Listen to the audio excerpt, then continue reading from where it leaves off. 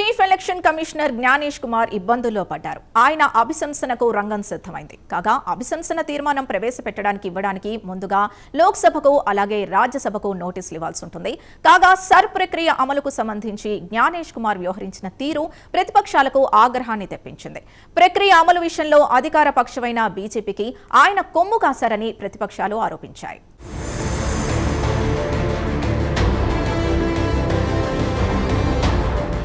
Gyanesh Kumar chief election కమిషనర్గా దేశమంతా popular. దేశంలో ఎన్నికల నిర్వహణకు సంబంధించి అత్యున్నత సంస్థ అయిన ఎలక్షన్ కమిషన్కు ఆయన అధినేత లాంటివారు. అయితే ఆయన వ్యవహార తీరు ఇటీవల కాలంలో విమర్శలకు గురయ్యింది. జ్ఞానేష్ కుమార్ తన విధులను నిష్పక్షపాతంగా నిర్వహించడం లేదన్న ఆరోపణలు వెల్లువెత్తాయి.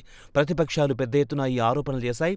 ఈ నేపథ్యంలో జ్ఞానేష్ కుమార్ను చీఫ్ ఎలక్షన్ కమిషన్ పదవి నుంచి తొలగించాలని కోరుతూ పార్లమెంట్లో అభిశంసన తీర్మానం ప్రవేశపెట్టడానికి ప్రతిపక్షాలు సన్నద్ధమయ్యాయి.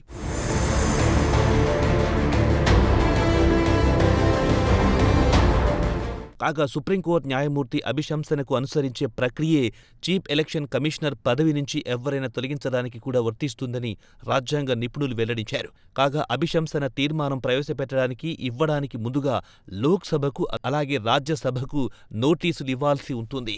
లోక్సభలో నోటీసు ఇవ్వడానికి కనీసం 100 మంది సభ్యులు సంతకం చేయాల్సి ఉంటుంది. అలాగే రాజ్యసభలో నోటీసు ఇవ్వడానికి కనీసం 50 మంది సభ్యులు సంతకం చేయాల్సి ఉంటుంది.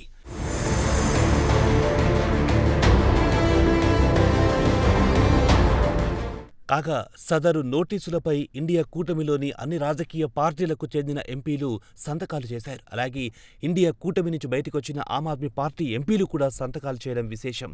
సాధ్యమైనంత త్వరగా వీటిని లోక్సభ అలాగే రాజ్యసభలో వేరువేరుగా సమర్పించడానికి ప్రతిపక్షాలు ఇప్పటికే ఏర్పాట్లు చేసుకున్నాయి.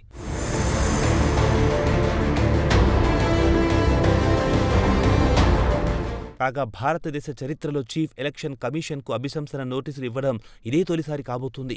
అయితే చీఫ్ ఎలక్షన్ కమిషనర్ అభిశంసనకు ప్రతిపక్షాలు సిద్ధపడడానికి కారణాలు లేకపోలేదు. అనేక సందర్భాల్లో chief election commissioner Gyanesh Kumar వ్యవహరించిన తీరు ప్రతిపక్షాలకు ఆగ్రహం తెప్పించింది. మరీ ముఖ్యంగా సర్ ప్రక్రియ అమలుకు సంబంధించి ఆయన వ్యవహరించిన తీరుపై ప్రతిపక్షాలు తీవ్ర అభ్యంతరం వ్యక్తం చేశాయి.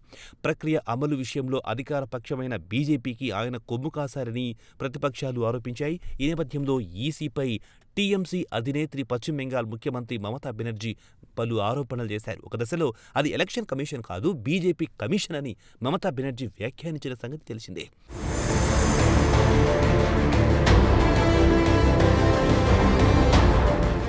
మొత్తం మీద చీఫ్ ఎలక్షన్ కమిషనర్పై ప్రధానంగా 7 ఆరోపణలు చేశాయి ప్రతిపక్షాలు. విధి నిర్వహణలో పక్షపాత ధోరణి, ఎన్నికల్లో అవకతవకలపై ఉద్దేశపూర్వకంగా అడ్డుపడ్డం, ఓటర్ జాబితా నుంచి పెద్ద ఎత్తున పేర్లు తొలగించడంతో పాటు మరికొన్ని ఆరోపణలున్నాయి.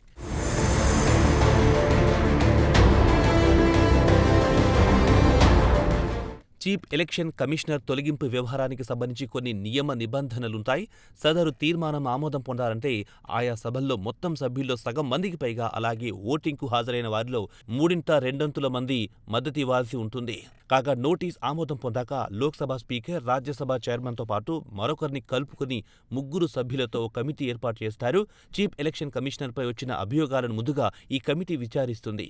సుప్రీంకోర్టు ప్రధాన న్యాయమూర్తి లేదా ఎవరైనా న్యాయమూర్తి అలాగే దేశంలోని ఏదో ఒక హైకోర్టు ప్రధాన న్యాయమూర్తి లేదా ఎవరైనా పేరు పొందిన న్యాయ కోవిదుడు ఈ కమిటీలో ఉంటారు.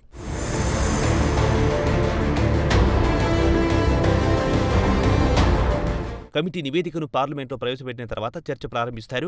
ఉభయ సభలు ఆమోదించాక అభిశంసన పూర్తవుతుంది. కాగా సభ ప్రవేశ ద్వారం దగ్గర నిలబడి చీఫ్ ఎలక్షన్ కమిషనర్ తనకు తాను సమర్థించుకునే అవకాశాన్ని కల్పిస్తారు. ఈ సందర్భంగా తాను వైదొలుగుతున్నట్టు ఆయన ప్రకటిస్తే దానిని రాజీనామాగా భావిస్తారు. అప్పుడు ఆయనకు పింఛన్ అలాగే ఇతర అలవెన్సులు లభిస్తాయి. అయితే చీఫ్ ఎలక్షన్ కమిషనర్ను పార్లమెంట్ తొలగిస్తే మాత్రం ఈ ప్రయోజనాలు దక్కవు. ఏదేమైనా చీఫ్ ఎలక్షన్ కమిషనర్ చిక్కుల్లో పడినట్లే భావించాలి.